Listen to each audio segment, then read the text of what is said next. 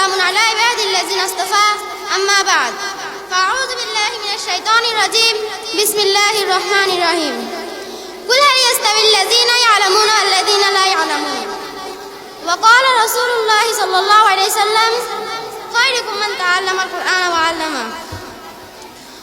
Honorable President of today's Guardian Conference and the Prize Distribution Program, organized by Darus Salam Islamia Madrasa, and my respected teachers and my classmates.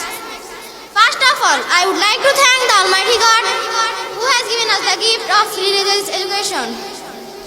That is Quran, Hadith along with Bengali, Math, English, etc. My dear brothers, the student life is the best period of our life. This is such a time when boys and girls accept education from different educational institutions. After completing the student life, become independent therefrom all sorts of areas. In this time, a student makes his character and take preparation for his future life.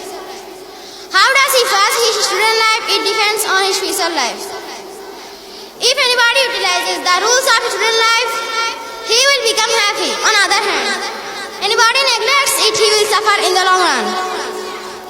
My dear friends, if we follow the word stand, we understand the aim of our student life.